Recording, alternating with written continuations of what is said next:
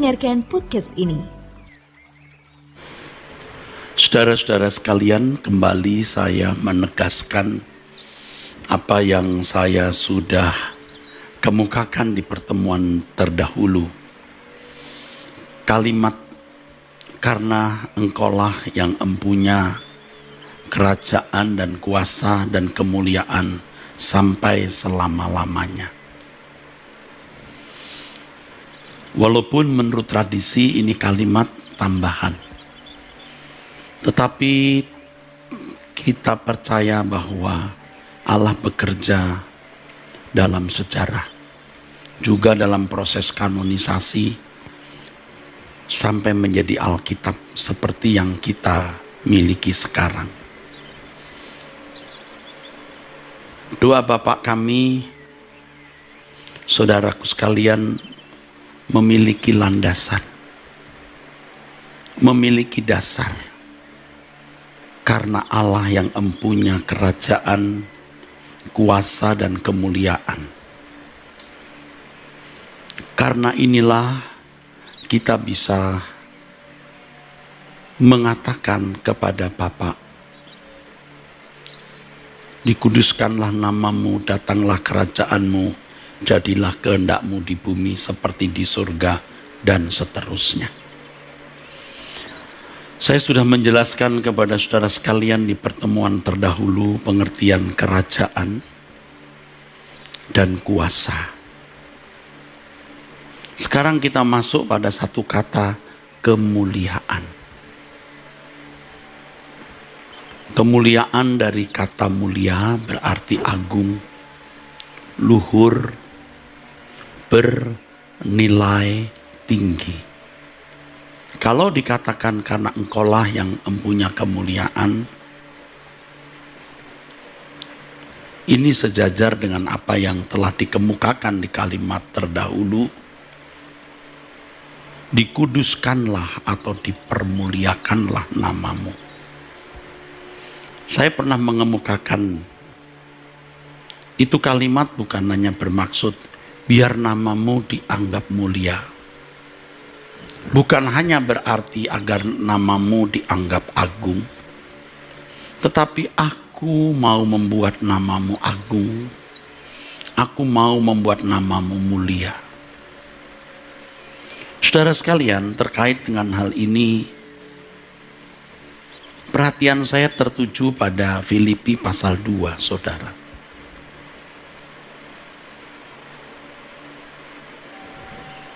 Dan terus terang, jujur saja, kalimat ini sering tidak didalami, tidak diekspos. Ya. Tetapi kalimat ini sebenarnya sangat penting. Filipi pasal 2 ayat 11. Yesus Kristus adalah Tuhan. Yesus Kristus adalah Kurios. Yesus Kristus adalah penguasa bagi kemuliaan Allah Bapa. Dimulai dengan kalimat, "Dan dalam keadaan sebagai manusia, ia telah merendahkan dirinya dan taat sampai mati, bahkan sampai mati di kayu salib. Itulah sebabnya Allah sangat meninggikan dia dan mengaruniakan kepada Yesus nama di atas segala nama." Jadi Bapa yang mengaruniakan kebesaran nama itu, supaya dalam nama Yesus bertekuk lutut segala yang ada di langit dan yang ada di atas bumi dan yang ada di bawah bumi. Dan segala lidah mengaku Yesus Kristus adalah Tuhan bagi kemuliaan Allah Bapa. Yesus Kristus menjadi Tuhan bukan bagi dirinya sendiri. Yesus Kristus menjadi Tuhan bagi kemuliaan Allah. Dan itu bisa terjadi, itu bisa terwujud setelah Tuhan Yesus memenuhi apa yang menjadi tugas memenuhi apa yang dipercayakan kepadanya untuk ditunaikan, yaitu menyelesaikan tugas kemesiasannya, di mana ya, walaupun dalam rupa Allah tidak menganggap kesetaraan dengan Allah itu sebagai milik yang harus dipertahankan, melainkan telah mengosongkan dirinya sendiri dan mengambil rupa seorang hamba dan menjadi sama dengan manusia, dan dalam keadaan sebagai manusia ia telah merendahkan dirinya dan taat sampai mati, bahkan sampai mati di kayu salib. Sampai titik nadir, titik nol, saudara. Sampai titik nadir, sampai titik nol. Jadi mahal sekali, saudara, kalimat yang mengatakan dipermuliakanlah namamu. Harga untuk mewujudkan hal itu adalah segenap hidup sampai pada titik nadir nol. Dan firman Tuhan mengatakan, hendaklah kamu dalam hidupmu bersama menaruh pikiran dan perasaan yang terdapat juga dalam Kristus Yesus. Jadi kamu harus melakukan sama seperti yang dilakukan oleh Tuhan Yesus. Saudara, ketika saya memikirkan ayat ini, ada suara di dalam hati saya, lebay banget, ya, seperti dibesar-besarkan. Mana mungkin hal itu bisa terwujud di dalam kehidupan. Tetapi Alkitab mengatakan demikian, saudara. Hendaklah kamu dalam hidupmu bersama menaruh pikiran dan perasaan juga yang terdapat, maksud saya, menaruh pikiran dan perasaan yang terdapat juga dalam Kristus Yesus. Dan seterusnya, yang walaupun dalam rupa Allah, dan seterusnya. Jadi harga yang harus dibayar untuk mewujudkan ya, kemuliaan Allah dinyatakan adalah seluruh atau segenap hidup kita, seperti yang dilakukan oleh Tuhan Yesus. Dulu juga saya tidak rela, saudara, dan terus terang kita seperti menghindari hal-hal yang nonsen ini. Sekilas nonsen, dan dalam pikiran manusia kita menganggap ini nonsen, saudaraku. Tidak mungkin bisa diwujudkan, tidak mungkin bisa dilakukan. Tetapi Tuhan berkata loh, Alkitab berkata loh, hendaklah kamu dalam hidupmu bersama menaruh pikiran dan perasaan yang terdapat juga dalam Kristus Yesus. Ya, pikiran dan perasaan dalam teks aslinya phroneo, yang dalam bahasa Inggris diterjemahkan attitude, sikap. Ya, kalau kita di dalam terjemahan kita ada dua kata, pikiran dan perasaan. Ya, ini menunjuk sikap, tetapi tentu bukan hanya sikap fisik yang kelihatan, tapi sikap hati, saudara. Sikap hati, sikap batiniah yang dimiliki oleh Tuhan Yesus, yang dapat diekspresikan, dapat diwujudkan, dapat dibuktikan dalam tindakan nyata, di mana dia sampai titik nadir tadi. Hanya kalau seseorang benar-benar melepaskan harga diri, dalam tanda kutip ya, kemuliaannya, baru dia bisa menjadi kemuliaan bagi Allah. Tadi saya katakan ini seperti lebay ya, hiperbola. Bagaimana bisa? Dalam perjalanan hidup saya sampai pada hari ini, Saya mengerti benar maksud ayat ini, tetapi saya belum bisa melakukan dengan sempurna atau dengan baik. Tapi saya mengerti, memang begitu. Ya, memang begitu. Kalau dulu kita tidak mau masuk ke wilayah ini karena kita memandangnya terlalu berat. Oleh kasih karunia Tuhan, belas kasihan Tuhan, kita dibimbing terus. Ya. Kita ditarik terus masuk Getsemani kita. Kita dibawa ke lorong Via Dolorosa untuk sampai ke kayu salib. Ya. Ketika Yesus disalib, kemungkinan ya, ada analis yang mengatakan benar-benar dia telanjang. Ya. Tidak ada sepotong kain pun yang menutupi tubuhnya.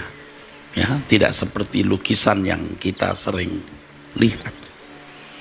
Tidak memiliki harga diri. Saudara. Tadi saya katakan saya mengerti benar. Mulai mengerti, walaupun tentu juga akan Tuhan tambahkan terus. Tetapi sejauh ini saya mengerti. Hanya saya sadar bahwa saya belum bisa melakukan secara penuh. Tetapi saya sudah berkomitmen untuk bisa melakukannya, saudaraku. Ya, berkomitmen untuk bisa melakukannya. Dan ini suatu kehormatan, saudaraku. Ya. Kenapa saya mengatakan bahwa saya rasanya belum bisa melakukan secara penuh? Karena itu harga diri. Mungkin kita sudah bisa melewati masalah uang atau harta. Ya, tidak mata duitan bisa. Kita bisa melewati masalah seks. Karena kalau kita melakukan pelanggaran memalukan dan sanksi sosialnya berat. Tapi kalau pride, harga diri, hampir tidak kita temukan sanksi sosialnya. Tetapi justru inilah yang dikatakan firman Tuhan, Allah menolak, antitasetai, melawan orang sombong, saudara. Sombong itu apa? Ya. Kalau untuk orang-orang Kristen baru, ya pengertian sombong kita semua tahu. Ketika orang mau menunjukkan kelebihannya, orang mau menunjukkan, mau show kekuatannya, ya. Dan tentu merendahkan orang lain. Itu kesombongan.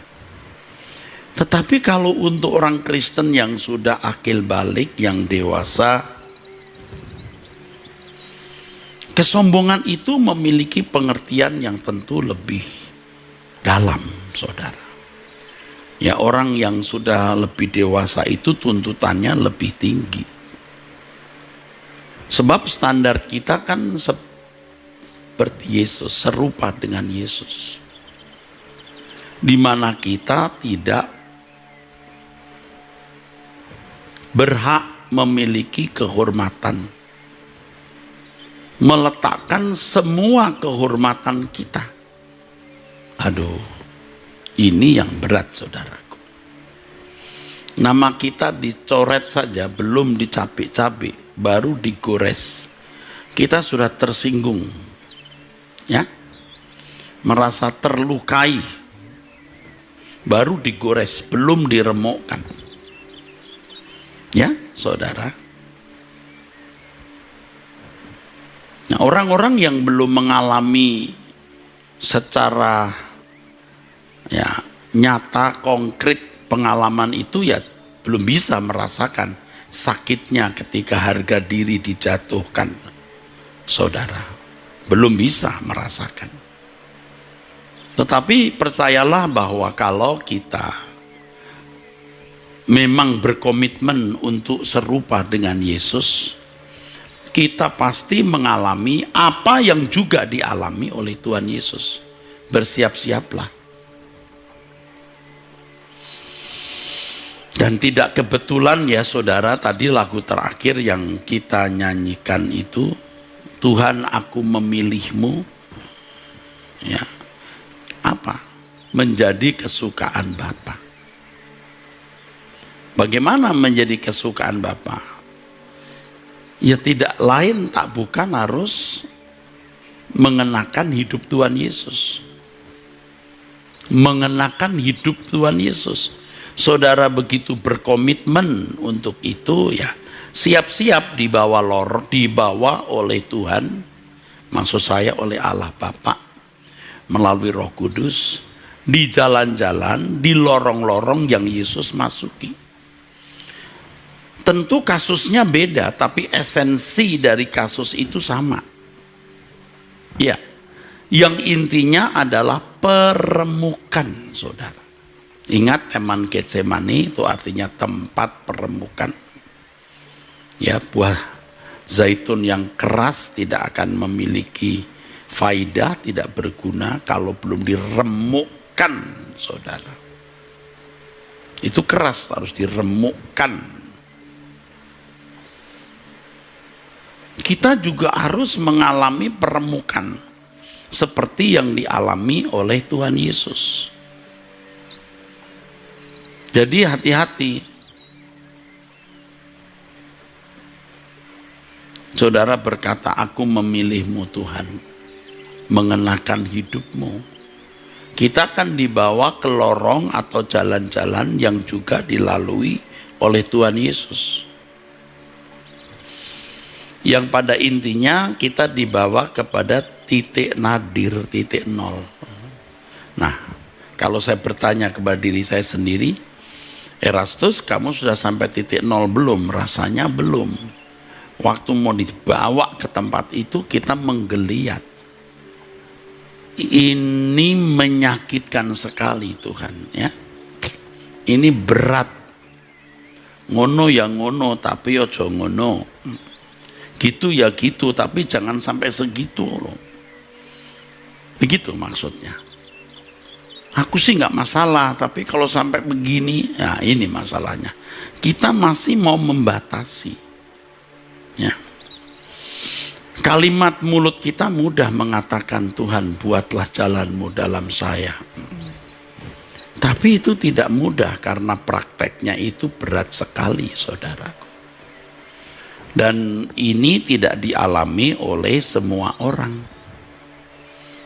Itu dialami oleh orang-orang yang mengasihi Tuhan, mengasihi Allah Bapa, berkomitmen untuk menjadi serupa dengan Yesus. Baru Tuhan garap. Tuhan garap, saudaraku. Nah, ini yang mengkhawatirkan kita semua, mencemaskan. Jangan sampai kita menutup mata, kita masih punya pride, harga diri. Harga diri kita itu bisa pada jabatan, pada gereja di mana kita melayani, di lembaga di mana kita bekerja. Artinya kalau lembaga kita dihina, gereja kita direndahkan, kita ikut direndahkan. Atau kalau langsung nama kita yang direndahkan, kita tidak rela. Kita menggeliat. Sulit kita pasrah ya saudara. Lalu kita punya alasan, aku harus bela diri demi nama Tuhan. Padahal itu tidak boleh dan tidak perlu. Tuhan yang akan mengangkat kita, bukan kita angkat diri kita, saudara.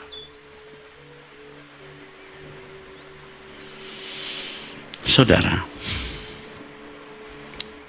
saya sangat berbahagia ketika pagi-pagi berdoa ya saudaraku. Lalu menyanyikan satu lagu yang kalimatnya adalah Engkau kehormatanku Tuhan. Engkau kehormatanku. Lalu kepala saya seperti ada lampu. Ya. Tuhan menerangi pikiran saya, saudaraku. Ya. seperti ada lampu gitu saudara ya.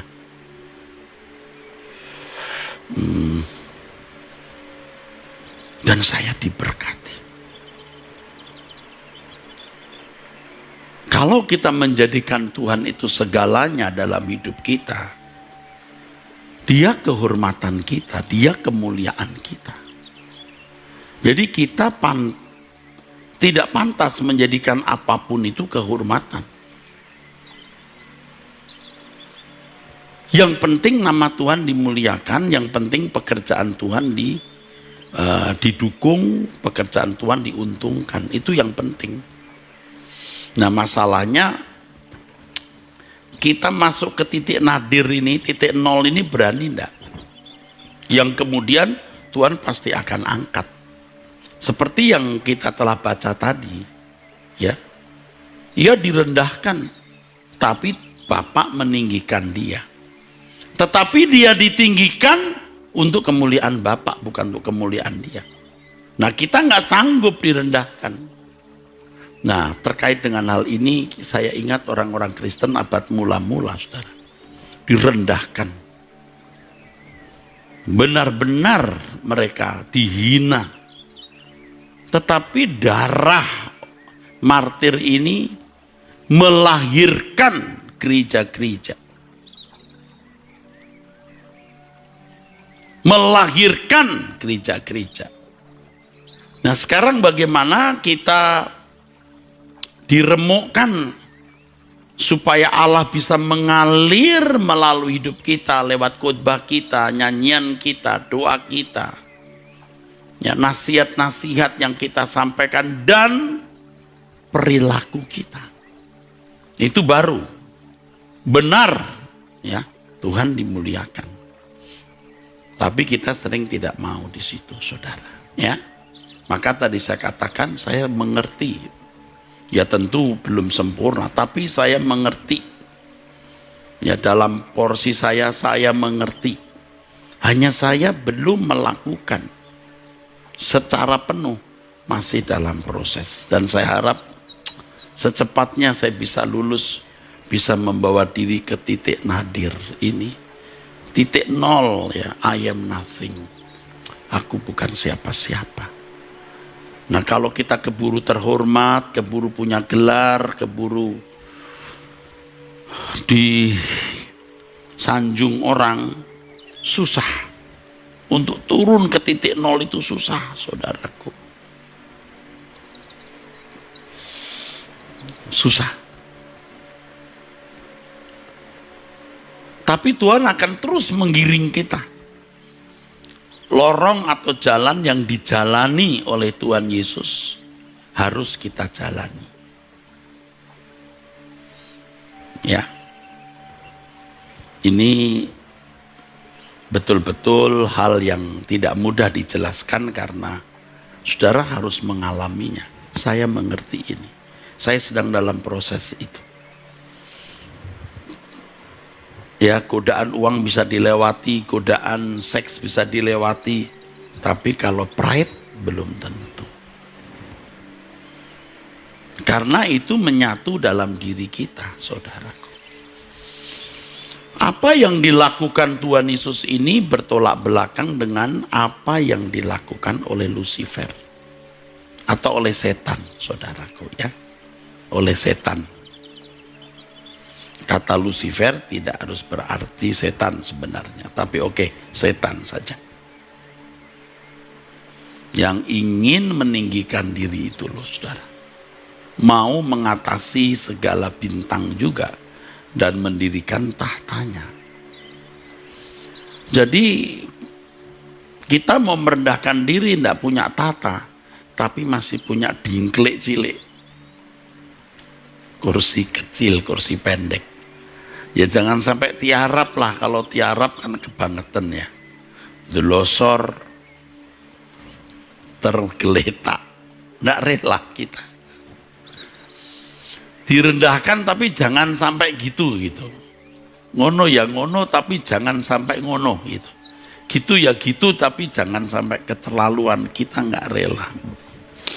Nah itu yang tadi saya katakan saya belum tergeletak. nggak mau tergeletak, pakai kursi pendek.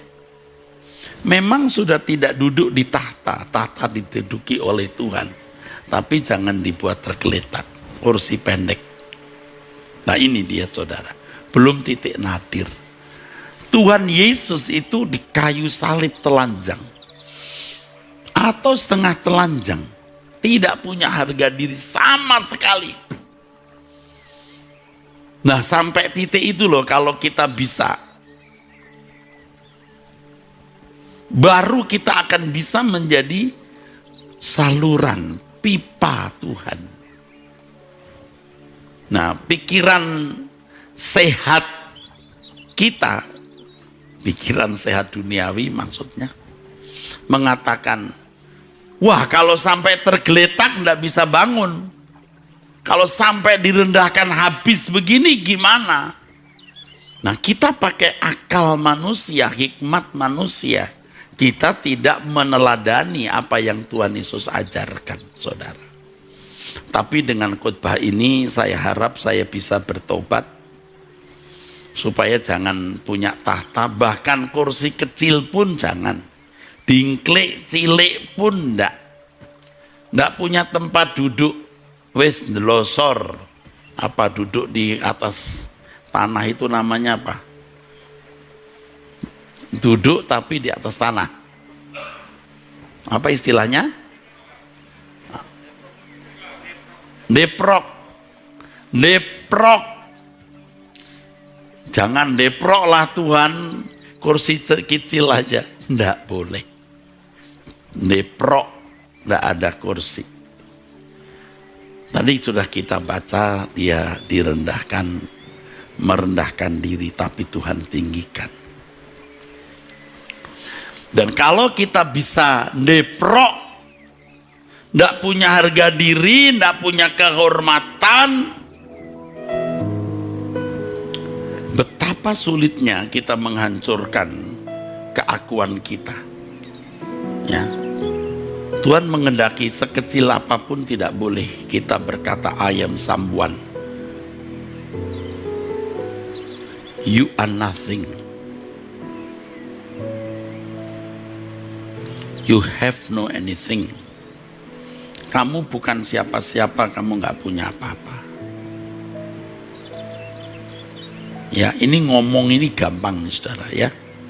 Tadi saya katakan seperti muluk-muluk saudara. Ya, saya merenungkan firman ini dari tadi. Aduh, kok muluk-muluk banget ya. Sementara saya belum delosor, belum deprok. Masih ada kursi kecil rasanya. Karena mosok aku ndak punya nilai sama sekali, Tuhan. Aku dihina ndak apa-apa, tapi jangan disamakan dengan kotoran dong. Tapi Tuhan Yesus itu dihina. Firman Tuhan mengatakan orang memalingkan muka. Ya, tidak ada keindahan. Ya. Buruk keadaannya. Ya tentu ketika dia di kayu salib, semua orang berkata salibkan dia. Orang meludahi, memukul. Waduh. Tapi hal yang sama ini harus bisa dialami. Saya secara jujur ya saudara, di dalam hati itu pernah menjerit. Tuhan kok mesti begini ya? Apa nggak ada cara lain? Ya, aku mau berubah tapi tidak dengan cara begini Tuhan. Ya tapi jawabannya sudah saya tahu. Kalau kita mau memiliki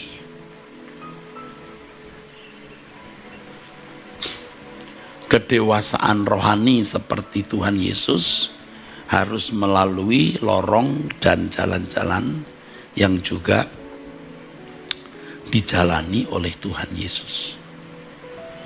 Nah di sini kita baru bisa mengatakan kuberi kemuliaan padamu, kuberi kehormatan padamu. Waktu kita mengatakan kuberi kehormatan padamu itu bukan sedang duduk di kursi atau di tahta, nepro. Baru benar. Jangan mencoba mendapat bagian kehormatan atau pujian sekecil apapun. Ya, kita tidak bisa menolak orang memuji atau menyanjung kita. Tapi jangan merasa berhak untuk memiliki pujian sanjungan. Saudara, sekecil apapun. Sebab kalau kita masih merasa berhak untuk dihormati, saudaraku, kita tidak bisa mengucapkan doa Bapa kami, dipermuliakan namamu, atau kalimat karena engkaulah yang empunya kemuliaan. Kita harus merindukan kehidupan di mana kita mempertaruhkan segenap hidup kita, seluruh hidup kita, kekuatan kita, pikiran kita, tenaga kita, waktu kita, uang kita, dan harga diri kita. Ya, ini dibahasakan dengan bahasa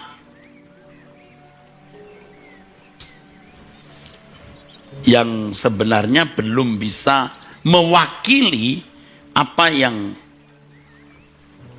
termuat di dalamnya, saudara. Kecuali saudara mengalaminya. Kecuali saudara mengalaminya. Tadi saya katakan saya tahu, saya mengerti ini. Tetapi prakteknya sulit. Tetapi kalau Tuhan sudah membawa kita ke lorong ini, kita mau jalan terus. Dan saya sudah bisa membayangkan ketika kita menghadap Allah Bapa, kita menghadap Tuhan Yesus, kita sudah meninggalkan semua kehormatan dan mempersembahkan kehormatan kita bagi Tuhan. Itu baru Tuhan akan meninggikan kita. Yang dikatakan firman Tuhan, pujian datang dari Allah. Kehormatan diberikan Allah kepada kita di dalam kerajaan surga nanti.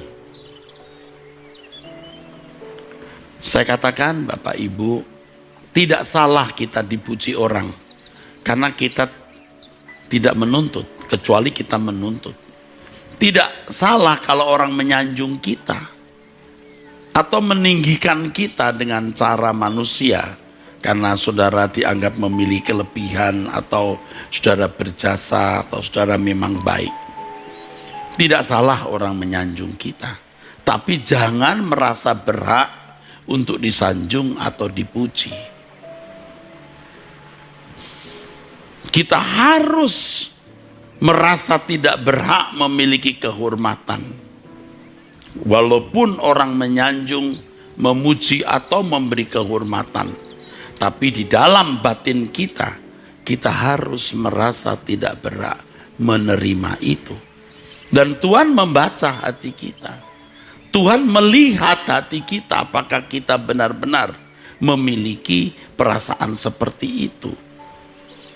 Dan untuk itu Tuhan akan mengizinkan banyak kejadian-kejadian yang kita harus alami, di mana kita diremukkan itu, saudaraku.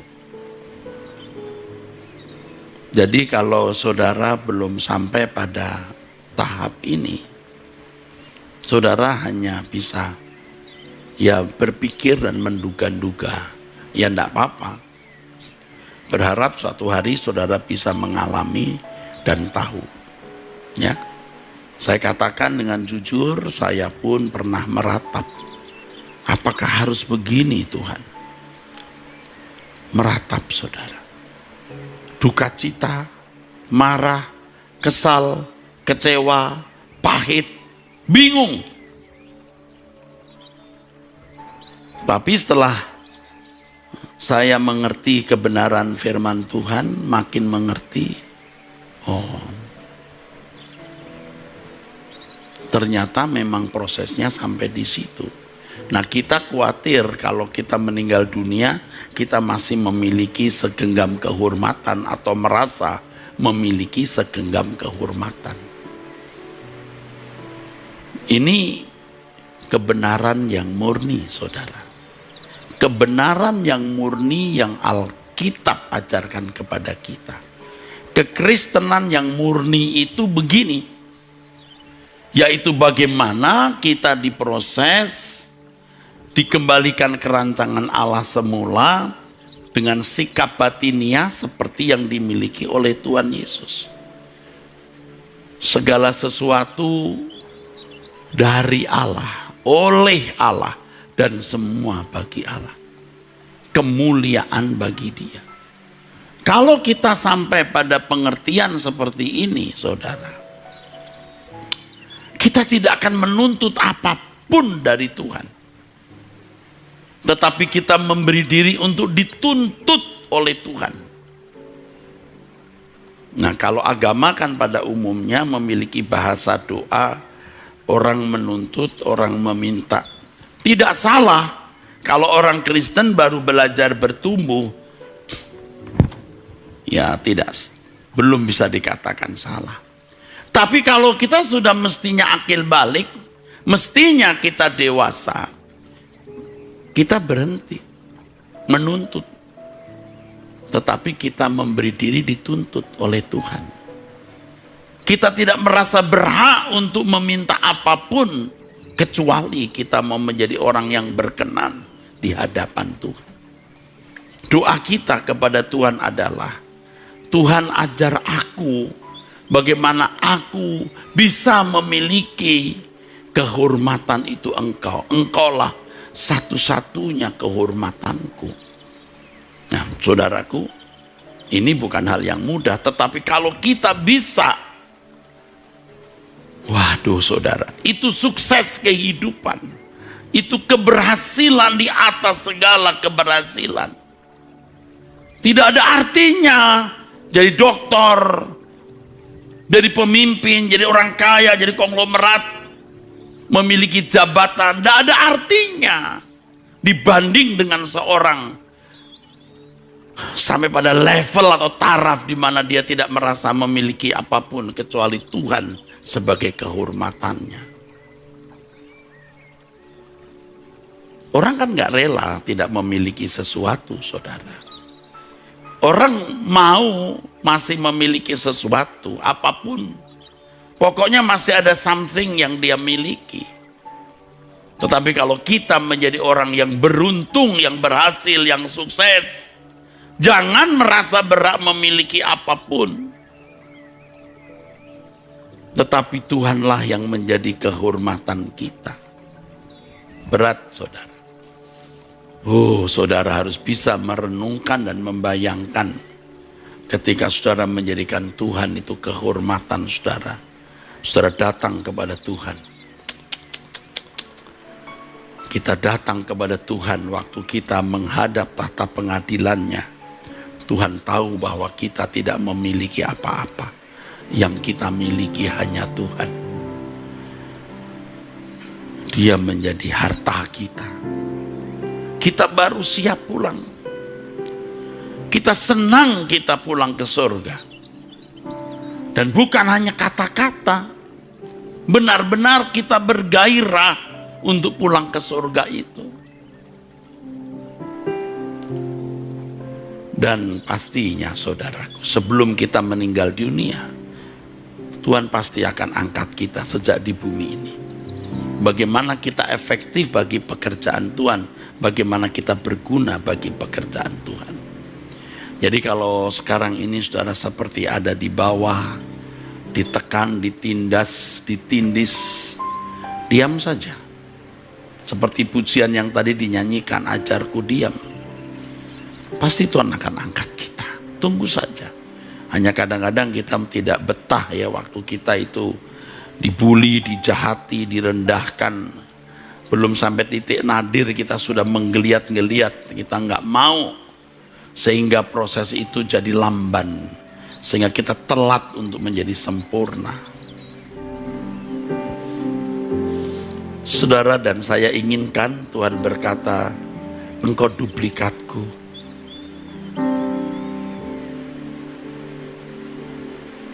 Kalau nama saya Eras, Tuhan berkata, Eras, kamu duplikatku. Kalau nama saudara David, Tuhan berkata, David, engkau duplikatku. Mau kan saudara?